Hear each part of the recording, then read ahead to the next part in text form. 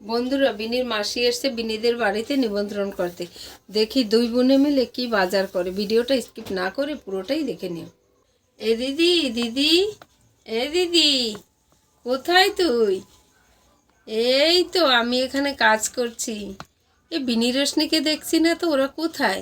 আছে ঘরে কোথাও? এ দিদি, একটা কথা বলবো? বল। এ দিদি, কালকে তোর দেওরকে ফোন করছিলি? না রে, ঠিক বলেছিস বোন, আমি তো একদম ভুলে গেছি। এ বোন, চল তো এখন ফোন করে কথা বলে নি। চল চল।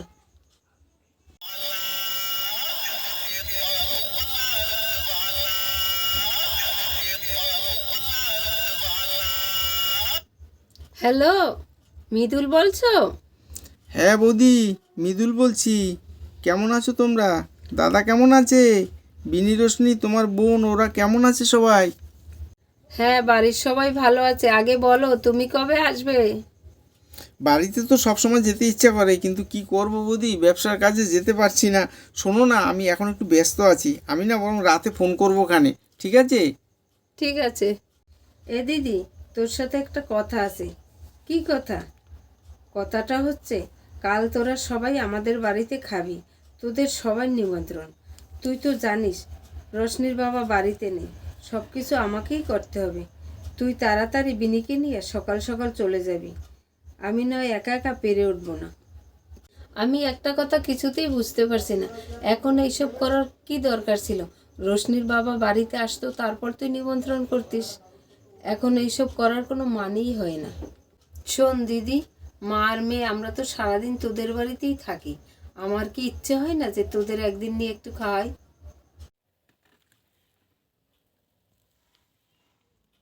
তোমার খালি মুখে কি গল্প করছো? একটু চা খেতে খেতে গল্প করলে গল্পটা ভালো হয় না? কেন? মোড়ের মাথায় যতীন কাকার চায়ের দোকানে আজকে আবার কি হলো? আর বলো না, গেছিলাম ওখানে চা খেতে। সে চায়ের দোকানে আবার কি মিটিং হচ্ছে, তার জন্য আবার একবেলা চা বন্ধ।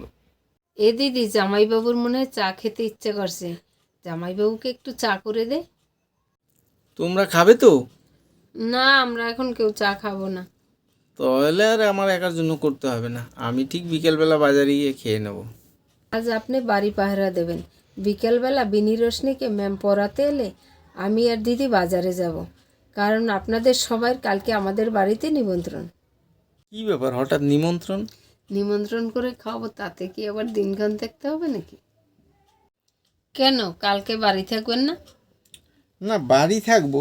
রোশনির বাবাও তো বাড়ি নেই, ওকে ফেলে এটা ঠিক ভালো দেখাচ্ছে না। এই কথাটা আমিও ওকে বলেছিলাম, কিন্তু ও বলল এটা নাকি রোশনির বাবার কথাই হচ্ছে। এই জন্য আমি আর দিদি বাজারে যাব। এ দিদি, তুই একটা ব্যাগ নে।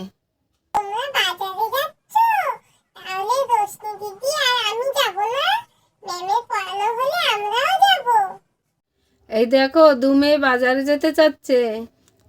না মা, এই শীতের রাতে বাজারে যেতে হবে না, ঠান্ডা লেগে যাবে। ম্যামের যখন পড়া শেষ হয়ে যাবে তখন রাত হয়ে যাবে, তার চেয়ে তোমার মা আর মাসিমণি বাজার করে আসুক, অন্য দিন যাবে তোমরা। ঠিক আছে, তাহলে আমার জন্য আর রশ্মিদির জন্য কিন্তু বাজার থেকে মনে করে খাবার নিয়ে আসবে। বিন্নির মা আর মাসি চললো বাজার করতে। দাদা, চাল কত করে? চাল 60 টাকা। ডাল? ডাল 110 টাকা। আরে ময়দা? ময়দা 40 টাকা কেজি। কাঁচা বাদাম? কাঁচা বাদাম 16 টাকা শ। ঠিক আছে দাদা, আমার এই লিস্টে যে মালগুলো লেখা আছে পরিমাণ অতটাই আপনি মেপে রাখেন, আমি সবজি বাজার থেকে আসছি। ঠিক আছে, আপনি তাহলে লিস্টটা আমাকে দিয়ে যান, আপনি সবজি বাজার থেকে ঘুরে আসুন, আমি মেপে রেখে দিচ্ছি সব। এ দিদি, ওই দেখ জল বেলুন আছে, বিনি রোশনির জন্য দুটো নিয়ে যাব। ঠিক আছে দাদা, এই আপনার এই লিস্টে যা আছে আর এই জল বেলুন দুটোও ধরবেন, দিয়ে দেবেন। আচ্ছা ঠিক আছে, এক্সট্রা দুটো জল বেলুন দিতে হবে তো, ঠিক আছে। দিদি, এই রাবারের প্যাকেটটা ক টাকা? এটা 30 টাকা।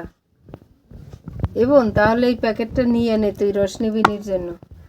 ঠিক আছে, আপনি এই প্যাকেটটা তাহলে আমাদের দিয়ে দেন। দাদা, আলু, পেঁয়াজ আর বেগুন কত করে? এই কটা জিনিসের দাম আমাকে একটু বলুন তো।